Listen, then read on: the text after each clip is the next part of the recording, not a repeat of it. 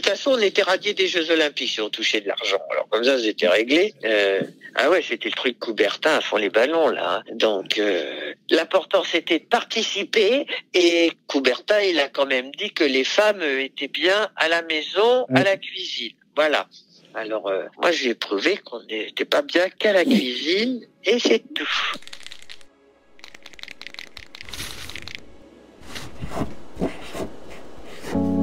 Bonjour à toutes et à tous, je suis Baptiste Chebassier et j'écris à la main les 30 249 noms des médaillés olympiques depuis 1896.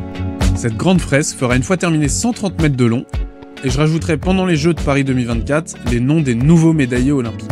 Et pour la première fois, j'ajouterai aussi ceux des médaillés paralympiques dont la base de données n'existe malheureusement pas. Je souhaite rendre hommage à travers ce projet artistique à tous ces athlètes qui s'engagent et donnent tout ce qu'ils ont pour vivre l'aventure des Jeux. Ils consacrent ce qu'ils ont pour moi de plus précieux, leur temps. J'ai longtemps écrit le nom de personnes décédées, et une fois le nom du premier médaillé encore en vie inscrit, j'ai eu envie de partager ce moment d'écriture avec les vivants. Vous écoutez le podcast Amateur, qui vous partage dans chaque épisode ma discussion avec un médaillé olympique que je rencontre chez lui ou par téléphone pour écrire son nom en sa présence, et qui me raconte son histoire, celle de sa médaille et celle de son sport. Je découvre que ces médaillés ont tous un point commun avec vous, auditeurs. L'amour du sport. Ce sont donc, comme vous, des amateurs. Et pour cet épisode, j'ai eu la chance de rencontrer Christine Caron, nageuse et vice-championne olympique du 100 mètres d'eau aux Jeux de Tokyo en 1964. Son surnom, c'est Kiki Caron, et elle est la toute première française à décrocher une médaille en natation. Et c'est aussi la première femme française porte-drapeau de l'histoire. C'est une pionnière. Elle nous raconte son parcours de vie, sa relation exceptionnelle avec son entraîneur Madame Suzanne Berliou, sa découverte du monde grâce à la natation, sa popularité exceptionnelle auprès des Français et sa relation au statut d'amateur. D'abord, c'est moi qui pose la question. Non, je déconne. Mais sans déconner, ça m'intéresse de savoir pourquoi vous l'avez appelé amateur. Bah écoutez, ça a été une longue réflexion. Pourquoi amateur ? Je trouvais qu'il fallait un nom de projet. Et en fait, ce qui m'a plu dans amateur, c'est que c'est un peu la racine du sport olympique. Ah bah ça l'est complètement, mais maintenant c'est professionnel et comme vous allez prendre des gens qui sont professionnels, vous en avez d'ailleurs peut-être déjà pris, je ne sais pas. Non. Non, vous avez pris que les amateurs. Pour l'instant, oui. Parce que nous étions amateurs, maintenant ils sont pros, vous voyez. C'est pour ça que ça m'a troublé, vous voyez. Ouais, je sais. Je voulais savoir. Je comprends tout à fait, mais si vous voulez vous parler des, je sais pas combien de noms là, donc bref, il y en a énormément. Et ce qu'il y a, c'est que dans tous ceux que vous allez mettre, il y a une confusion, ceux qui étaient amateurs et ceux qui ne l'étaient pas. Vous voyez ? Ouais, bien sûr. Mais en fait, si vous voulez, c'est un nom qui m'a plu du coup parce que pour les sportifs, c'est les origines des Jeux. Même aujourd'hui, vous voyez, au Rio de 2016, il y avait 50% des athlètes français qui sont partis et qui vivaient sous le seuil de pauvreté. Il y en aura toujours, c'est ça. Parce que le sport, d'abord en France, même si on a des très bons champions, hein, c'est pas ce que je dis, mais on était plus que largués. Et puis, si vous voulez, là, on parle beaucoup, on fait ceci, on fait cela, parce que c'est les Jeux Olympiques. Mais alors, attendez que ça se termine. Du coup, moi, c'est ça qui m'intéresse dans amateur. L'amateur, quelle que soit sa discipline, c'est celui qui aime. C'est celui qui aime pratiquer le sport, qui aime le regarder aussi, les spectateurs. Ah bah, oui. Je trouvais que c'était ce qui nous rassemblait tous, en fait, comme mot. Oui, non, mais je comprends tout à fait. Maintenant que vous me l'expliquez, je comprends tout à fait. Il n'y a aucun problème. Mais si vous voulez, moi, quand je leur dis que j'étais amateur, on me disait, ah bon, mais vous gagnez quand même de l'argent. Enfin bon, ça fait une confusion aux gens parce que maintenant on parle que de fric, vous voyez. Et nous en avons encore plein qui sont aux Jeux Olympiques, qui sont pas connus comme certains, qui feront de bons résultats et qui finiront, on ne sait pas trop comment, vous voyez ce que je veux dire, voilà. Bah, tout à fait. C'est malheureux, mais je vais vous dire, moi je m'en suis sorti par moi-même, par exemple après, parce que moi je suis issu d'une famille plus que modeste, hein. J'étais en HLM et tout, bref, peu importe, très heureuse, hein. J'avais des parents extra, la fratrie et tout fonctionnait bien, il n'y avait pas de problème là-dessus, mais ce que je veux dire, c'est que lorsque j'ai terminé, bon, moi, j'ai fonctionné avec mon nom, Voilà. Ouais. Bah oui, tout d'un coup, tout s'ouvrait à moi parce que j'étais vachement connue. Bah, j'y suis allé pied dedans. Hein. Bah évidemment, parce que je suis comme ça aussi. Mais j'en connais plein qui sont allés aux Jeux Olympiques, qui ont une médaille olympique, qu'elle soit bronze ou argent, on s'en fout, et qui ont terminé. Bon, voilà quoi, pas terrible. Voilà, on va le dire comme ça. Ah, vous en connaissez? Oh bah oui, j'en connais. Il y a même, d'ailleurs, il y a quelques trucs des fois qui sont sortis de médaillés olympiques, alors plus jeunes que moi, hein, et qui ont fini sans un sou. Hein. C'est vrai, ça. Même aujourd'hui, on entend beaucoup plus parler dans le sport de santé mentale. Est-ce que c'est quelque chose dont on entendait parler, vous? On n'avait pas besoin d'en parler, je l'avais naturellement, la santé mentale. Ouais. Je déconne. Mais c'était, comment? Bah, c'est-à-dire qu'aujourd'hui, il y a aussi cette médecine sportive qui est très très à la pointe, puisque avec tout ce qu'ils font, ils leur foutent des électrodes partout pour voir si tout fonctionne bien. Enfin, vous voyez, et nous, il n'y avait pas tout ça. Nous, on était au début de la médecine sportive. Mais alors, quand je dis au début, c'est au début. Hein, quand on vous avait donné un astro ou un guronzan, ça s'arrêtait là. Hein. Voilà, il y avait rien.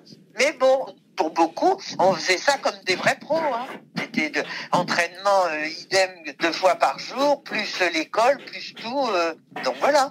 Je me présente. Bon, je m'appelle Christine Caron. Je suis née le 10 juillet 1948. Donc je vais avoir bientôt 76 ans. Catastrophe naturelle, mais que voulez-vous, personne n'y échappe. Donc j'ai participé aux Jeux Olympiques de Tokyo en 1964 et Mexico en 1968. Je faisais de la natation, j'ai eu record du monde, d'Europe, de France, j'ai été championne d'Europe, pas championne du monde parce que ça n'existait pas en natation, les championnats du monde, donc je suis record woman du monde, mais pas championne du monde parce que ça n'existait pas à notre époque. J'ai été championne des États-Unis, d'Australie, enfin sur tous les continents, voilà. Je vous le fais court, mais j'ai eu une carrière qui a duré en gros une dizaine d'années. Elles étaient plus courtes que maintenant parce que nous étions amateurs et donc comment moi à 20 ans je tournais la page, j'avais beaucoup de sollicitations, donc je me suis tourné vers le business, vers la vie, vers voilà quoi, vers d'autres choses. C'est dans mon tempérament, moi ça m'a pas gêné du tout. Ok. Toujours en piscine, jamais en eau libre, par exemple.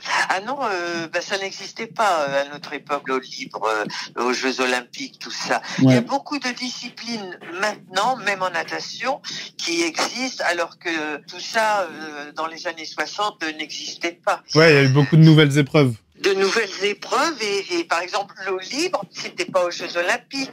Moi, par exemple, la natation synchronisée qui est aux Jeux Olympiques, c'est pas trop récent, mais par contre ça n'existait pas dans les années 60, enfin où je pratiquais moi la natation. Et il y a beaucoup plus de courses puisque il y avait pas le 50 mètres.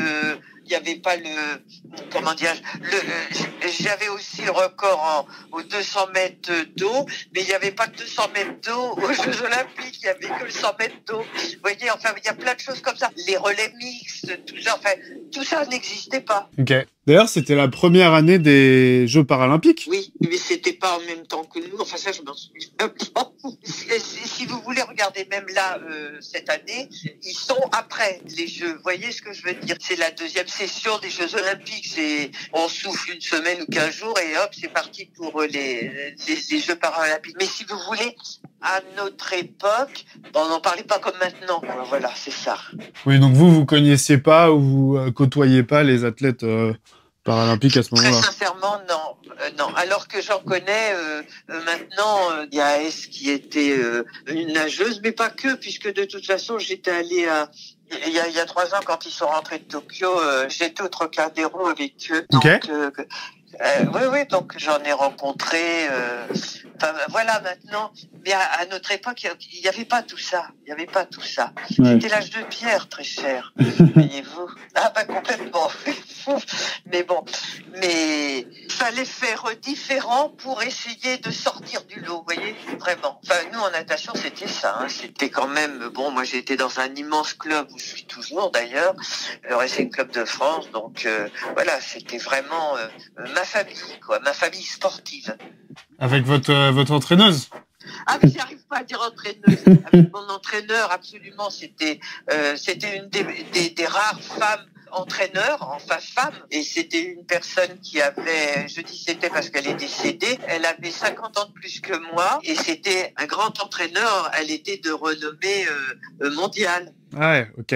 Voilà, c'était quelqu'un de très connu et reconnu dans le monde de la natation. Et puis bon, on formait un duo excellent. Ouais, une gamine avec cette femme qui entraînait, mais pas que. Bon, enfin pour moi, ça a été beaucoup plus qu'un entraîneur, parce que on trottait le monde ensemble. Donc, si vous voulez, c'était un peu ma deuxième maman. Elle m'éduquait. Enfin, je passais près de la moitié de l'année à l'étranger, hein, quand même. Ok. Et cette relation, vous l'avez gardée à la fin de votre carrière? C'était différent. Après, c'est comme quand vous avez un enfant et qu'il quitte le nid, comme on dit, parce que bon, voilà, il découvre la vie, ou il va se marier, ou il part à l'étranger pour son business, ou j'en sais rien. Vous comprenez ce que je veux dire? Mais par contre, elle a toujours compté pour moi. Mais lorsque j'ai arrêté de nager, j'ai tourné la page, je suis passée à autre chose. Mais bon, j'étais à son enterrement, vous voyez, je l'ai en photo chez moi, parce qu'on a vécu de grands moments. Si vous voulez, on formait un duo. Quand arrivait cette femme, parce qu'à l'époque, une femme qui avait 50 ans de plus qu'une môme de 16 ans, c'était déjà un âge, vous voyez. Bien sûr. Et en plus, elle était avec une jupe plissée. Elle mettait déjà des baskets. Elle était vachement d'avance. Ah oui, au bord de la piscine. Elle était en chemisier avec la croix par-dessus. Mais c'était pas qu'un entraîneur, parce que c'était une femme très érudite. Elle était de la famille Poincaré. C'était une femme très ouverte à tout, et elle m'a appris énormément de choses, parce que bon, il y avait des moments où je manquais l'école et elle me faisait faire mes devoirs. Elle m'expliquait les pays où nous allions, puisqu'on a fait le tour du monde, on est allé sur tous les continents, hein. Et c'était une vie très riche, et c'est ça, moi, ce qui me plaisait.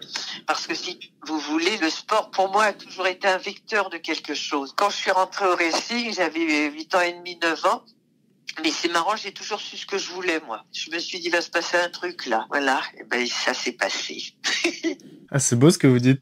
Écoutez, c'est en sérieux. Moi, je suis comme ça. Je vous parle, voilà, comme je ressentais les choses. Oui, ça a été, j'aurais pas pu que nager, parce que ça m'apportait beaucoup d'autres choses intéressantes à côté. J'ai jamais pu me cloisonner que dans le sport, par exemple, vous voyez. Et j'ai fait de la peinture, j'ai fait de la danse, j'ai fait du piano, j'ai fait plein de choses. Alors ça, on le racontait pas à tout le monde, mais voilà. Puis bon, j'ai fait beaucoup de relations publiques, et puis pendant 30 ans, il y a eu les piscines au niveau européen, un business. Donc ça a été mon gros business, avec une équipe où je fonctionnais, alors pas de la même façon qu'avec Mme Berlu, parce que moi j'étais plus âgée après, mais si vous voulez, j'ai toujours bien senti les gens à qui on pouvait apporter quelque chose, et qui m'apportaient aussi quelque chose, vous voyez.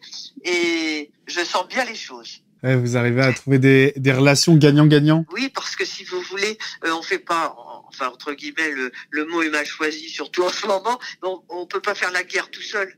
Donc pour en revenir au sport, avec Madame Berliou, que je vous voyais, enfin j'avais vraiment du respect. Parce que bon, on nous apprenait aussi le respect et tout. Bon, c'est une autre éducation peut-être, quoique il y a des gens qui sont respectueux maintenant, mais c'est très différent. On n'avait pas tous les réseaux, on n'avait pas tout ça. Donc c'était mon livre de géographie, mon livre ouvert sur le monde. Cette femme, parce qu'elle était très érudite, très élevée. Enfin, vous voyez, c'était pas que l'entraîneur, c'était beaucoup d'autres choses. Et pour moi, c'est cette richesse qui m'intéressait, qui me plaisait et qui me faisait avancer aussi. Ouais, c'était un peu une entraîneur, une mentor, une enseignante, une maman, énormément de casquettes, oui, quoi. Ça avait fonctionné avec mes parents, donc mes parents avaient confiance, parce que je suis issue d'une fratrie où nous étions 4 à la maison, et moi j'étais l'avant-dernière, et si vous voulez, il y a quand même une une confiance pour des parents parce que la majorité était à 21 ans à l'époque, hein. Donc c'était très différent. Ça a fonctionné avec mes parents. Enfin, ils se débrouillaient entre adultes, vous voyez.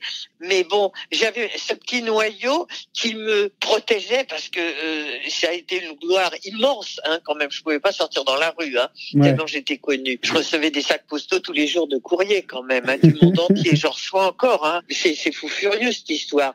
Donc, si vous voulez, tu vrilles vite. Quand on est jeune, on peut se dire, mais merde, c'est comme ça la vie, mais c'est super, il y a le tapis rouge partout. Et donc voilà, il fallait avoir, ça c'est une chance aussi, mais entre ma famille, mes parents, parce que moi à la maison j'étais comme tout le monde, bon j'y étais pas tout le temps, hein, pour vous dire, mais bon voilà, c'était comme tout le monde. Et s'il fallait me remettre à ma place, il fallait que je me remette à ma place. C'était pas on va rien lui dire parce que ceci, non, c'était pas ça du tout. Et c'est ça qui est bien. Et Madame Berliou était pareil. Et j'avais un noyau, ce Racing Club de France, qui est un immense club.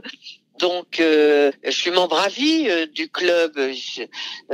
Donc, c'est comme ça, voilà. Mais bon, c'est de la chance. Mais si vous voulez, la chance, être dans la vie, quand elle passe, faut savoir la sentir et la saisir. Bon, moi, quand j'étais peut-être jeune, mais moi, je chantais bien le truc, hein, je peux vous le dire.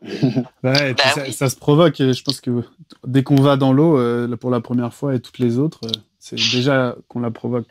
Oui, parce que bon, c'est pas l'élément de prédilection d'être dans l'eau, mais moi je suis très aquatique et je suis pas trop terrestre. Alors bon, je sais marcher et tout, mais enfin, je suis... Bon, coup de peau, je suis tombée sur le bon sport, quoi, voilà. Mais c'est un coup de peau, hein. Les choses se sont faites comme ça parce que c'est pas moi qui l'ai demandé, c'est ma sœur aînée qui voulait nager. Bon, elle avait fait du basket, ils avaient fait plein de trucs. Donc je suis allée par hasard. Si vous voulez, puis j'ai été détectée comme ça, c'est-à-dire que Mme Berliou a dit je prends la grande, qui était déjà une nageuse au niveau français, puisqu'elle avait des records de France, etc. Bref, et elle a dit je veux la petite aussi. Alors moi je batifolais dans l'eau, c'était n'importe quoi. Elle avait repéré que j'étais hyper aquatique. Voilà, c'est tout. Et ça a fonctionné, et banco, quoi. Une belle aventure, en tout cas, que vous avez vécue. Ah ouais, c'est génial. C'est une belle aventure et ça a été pour moi un tremplin de vie parce que vu le tempérament, le caractère que j'ai, si vous voulez, je suis quelqu'un de très indépendant et je l'ai toujours été. Même quand j'étais enfant, qu'est-ce que vous voulez, moi il me fallait le monde et puis c'est tout. Donc comme on a voyagé dans le monde entier, j'ai été piquée toute jeune à ça, puisque la première fois par exemple que je suis allée au Japon, c'était en 63, j'étais toute en kimono les gonzesses. Hein. Donc elle nageait en kimono? Non, mais par contre, elles étaient en kimono. Quand on était dans Tokyo, les femmes étaient... il y en avait quelques-unes à l'européenne, mais les femmes étaient en kimono. Non, elles nageaient pas en kimono. Elles nageaient en maillot de bain, très cher. Mais vous avez des questions excellentes. Elles nageaient en kimono. Vous me faites rire. Elles étaient à Ginza. Enfin, c'est l'équivalent des Champs-Élysées. Enfin, donc, les femmes étaient en kimono. C'était magnifique. Ça s'ouvrait l'Asie à cette époque-là. Ouais, c'était une des interrogations que j'avais, c'était comment ces Jeux de Tokyo? Donc c'était les premiers Jeux asiatiques. L'Asie s'ouvrait et le Japon, comment dirais-je, c'était fantastique, c'était grandiose, c'était surtout quand vous arriviez de France où nous la natation c'était un peu confidentiel. Voilà, on a le beau mot. C'est vrai. Et là, sans mettre les quelques champions que nous avons eu à cette époque-là et même avant, mais ce que je veux dire, c'est que là, c'était... Enfin, ça faisait comme maintenant, il y avait un grand village olympique. Les femmes étaient à part, mais si vous voulez, il y avait juste des barrières à passer et hop, on pouvait rentrer dans notre village, mais c'est... communiquer, les garçons n'avaient pas le droit de rentrer, mais c'était séparé quand même à l'époque. Mais si vous voulez, nous on passait donc les barrières et tout, et de toute façon les restaurations du monde entier et tout étaient dans le village. Le village hommes, mais pas que hommes, où il y avait tout, la restauration, les endroits, il y avait les kinés, les machins, les trucs, enfin c'était immense. Je suis même pas allée partout, mais par contre c'était pas mixte, si vous voulez. C'était mixte quand on pénétrait après dedans. Bon ben là oui, parce que moi j'avais plein de potes étrangers, puis en plus ça me faisait parler l'anglais, c'était très bien. Après il y avait comme une boîte de nuit, bah oui, puisque j'ai plein de trucs où je danse, on est tous en survêt, on danse. J'avais fini mon sport là, j'avais fini mes compétitions. Enfin vous voyez, c'était hyper vivant. Et puis il y avait toutes les restaurations, il y avait les restaurants français, les restaurants, enfin de tout. Il y a des chefs de France qui sont arrivés. C'était pas un truc qui m'aurait, vous voyez, là maintenant, c'est encore peut-être plus énorme, mais nous c'était déjà énorme. Hein. C'était comme ça. Donc c'est un émerveillement, ouais, la première fois. Donc c'est ces premiers Jeux Olympiques. Et puis il y avait le défilé dans le stade olympique avec des milliers de personnes. C'était pas un truc confidentiel entre, vous voyez. Ouais. Alors par contre, il n'y avait pas encore les communications comme il y avait maintenant. C'est-à-dire qu'il y a des images. Alors maintenant, ils essayent de les coloriser, machin et tout, mais c'était pris un peu de loi, vous voyez, parce que c'était pas comme maintenant. Puis il n'y avait pas les communications qu'il y a maintenant. Moi, la retransmission en vrai direct, ça a été à la radio parce qu'il fallait tourner des manivelles, ça passait. Il fallait attendre 3 heures pour voir la France. En fait, c'est très différent de maintenant. À la radio, on n'avait pas en direct les résultats? À la radio, oui. Ah oui. Parce que si vous voulez, pour avoir les communications, ça se fait pas comme maintenant. Hein. Par contre, il y avait des milliers de journalistes du monde entier. Il y avait tout ça. Après, on allait de pays en pays, de journalistes de pays. Enfin, vous voyez. Donc, pour être interviewé, pour tout ça. Mais si vous voulez, ils enregistraient, ça repassait en fonction des fuseaux horaires, des machins et tout. Donc, c'était de grandes aventures aussi. Ah bah ouais. C'était cadré, mais avec l'époque, c'est-à-dire avec moins de moyens de retransmission que maintenant. Mais par contre, j'ai plein de photos de ces époques. Il y avait les journalistes français, pas que. Enfin voilà. Mais bon, moi, j'avais pas de manager. En fait, avec Madame Berliou, elle, c'était voilà, elle savait faire non-stop là avec Christine, parce que sinon, j'avais des photographes du monde entier. Là, il y avait quand même des appareils photos, si vous voulez. Oui. Donc, il y avait plein de photos et de pays différents. On était toujours. Moi, j'avais une horde de journalistes du monde entier derrière, parce que la France. Je parle de l'époque, hein.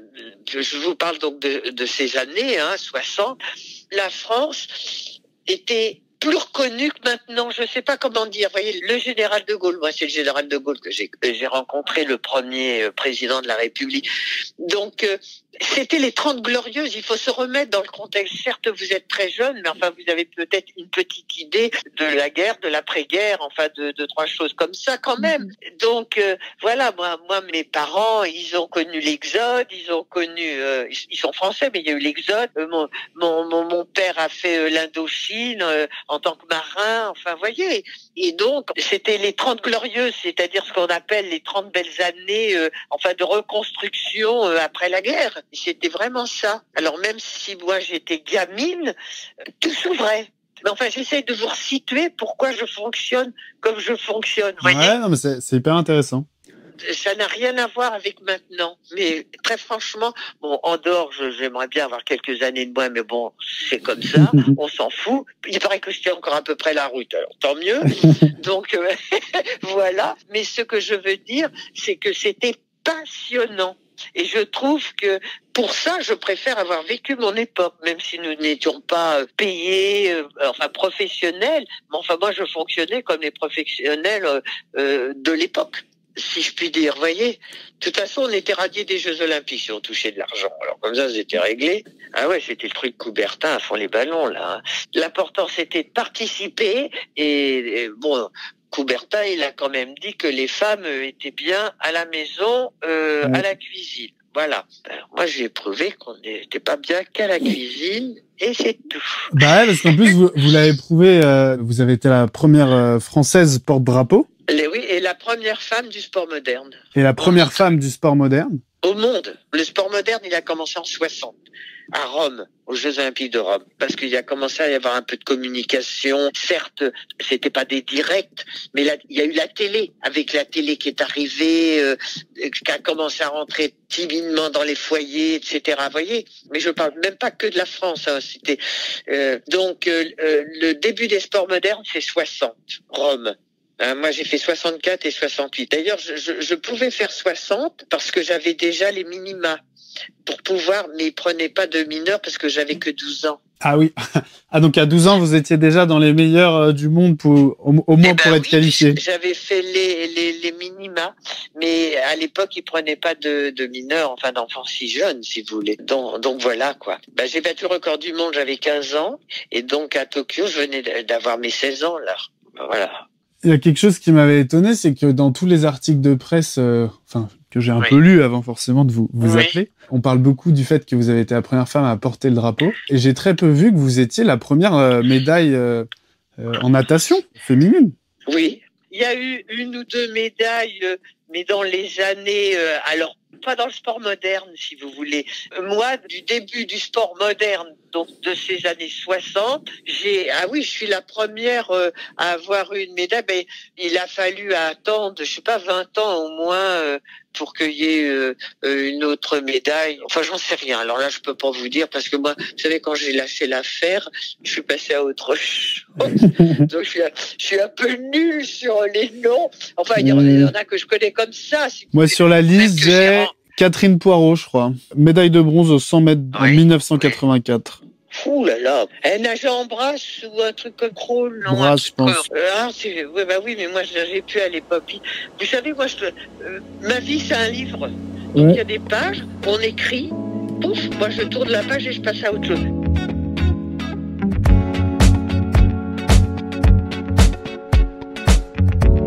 Je vous remercie pour votre écoute et j'espère que cette rencontre avec Christine Caron et la natation vous a plu. J'ai personnellement beaucoup aimé sa façon de nous partager tout le contexte autour de ces Jeux d'un autre temps et sur comment le monde s'ouvrait à cette époque. J'ai été touché par sa spontanéité et la curiosité qui l'ont suivi toute sa carrière. Je suis aussi impressionné par la route qu'elle a participé à ouvrir pour toutes les femmes et pour leur place dans le sport et dans la société. Enfin, j'ai été attendri par cette relation toute particulière avec son entraîneur, sa seconde maman, son enseignante, qui lui apprenait les grandes choses de la vie. Vous pouvez découvrir d'autres histoires de médaillés olympiques sur ce podcast et sur les réseaux sociaux amateurs. Si vous avez aimé cet épisode et si vous voulez soutenir le projet artistique amateur, n'hésitez pas à vous abonner, à partager ce podcast à vos proches et aux amoureux du sport, à laisser un commentaire et à mettre 5 étoiles sur les plateformes d'écoute. Je vous remercie pour ce moment partagé, pour votre temps et à bientôt.